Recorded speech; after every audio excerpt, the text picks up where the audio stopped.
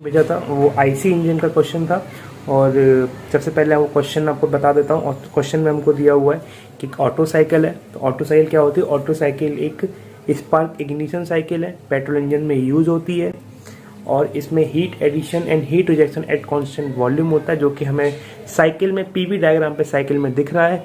1 से 4 heat rejection है and 2 से 3 हीट एडिशन है। ठीक है, हमको यहाँ पे टी मैक्स दिया हुआ है। टी मैक्स की वैल्यू हमको T3 is equal to 1400 degree Celsius, जो कि कैल्विन में 1673 कैल्विन हो जाएगी।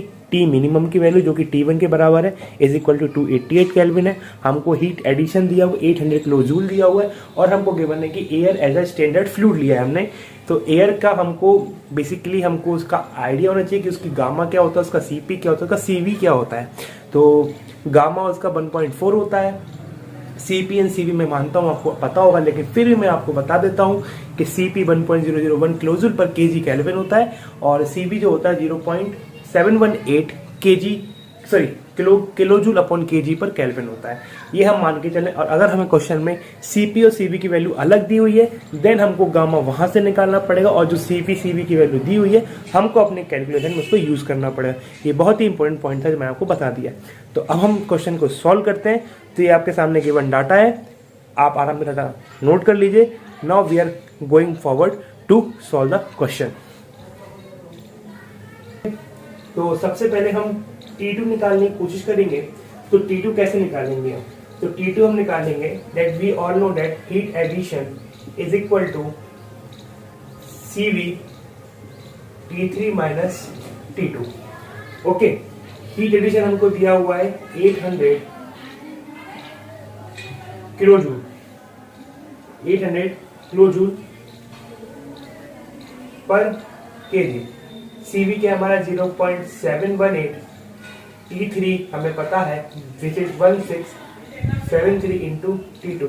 जब आप इसको सॉल्व करेंगे तो हमारा जो T2 है वो T2 हमारा निकल के आएगा 558.79 केल्विन। यहाँ तक कोई दिक्कत? आई थिंक कोई दिक्कत नहीं। T2 निकल के हमारा। नाउ अब हम फाइंड करेंगे R की वैल्यू। R हमारा क्या है? Compression ratio. कंप्रेशन रेशियो कैसे फाइंड करेंगे? Like T2 upon T1 as from process 1 से 2 हमारे रिवर्सिबल एडियाबैटिक कंप्रेशन होता है। तो यहाँ से हम कंप्रेशन रेशियो निकालेंगे is equal to V1 upon V2 gamma minus 1 and V1 upon V2 कुछ और नहीं, ये हमारा कंप्रेशन रेशियो होता है। तो यहाँ से हमारी R की value gamma minus 1 is equal to 558.79 over 288। यहाँ से हमारी जो R की वैल्यू निकल के आएगी, R की वैल्यू हमारी क्या निकल के आएगी? 5.242। ओके, यहाँ से हमारी R की वैल्यू निकल के आ गई। नाउ अब R की वैल्यू जब कैलकुलेट हो जाएगी तो हम R की वैल्यू से एफिशिएंसी को कैलकुलेट कर लेंगे। अब कैसे करें मैं आपको बताता हूँ। तो बेसिकली R के बाद हम एफिशिएंसी कैलकुलेट करेंगे और एफिशिएंसी का फॉर्मूला क्या होता है? As we all know efficiency of auto cycle is given by 1 minus 1 upon R to the power gamma minus 1। यहाँ से आप R की वैल्यू सब्स्टिट्यूट करेंगे तो यहाँ पे एफिशिएंसी की जो वैल्यू आएगी वो आपकी एफिशिएंसी की आएगी 48.45%। कोई दिक्कत नहीं। अब इसका जो सबसे बेहतरीन पार्ट है जो कि मुझे पर्सनली काफी ज्यादा पसंद है, तो अब उस पार्ट को हम कैलकुलेट करेंगे जो कि हमारा P max upon P1 calculate कैसे करेंगे?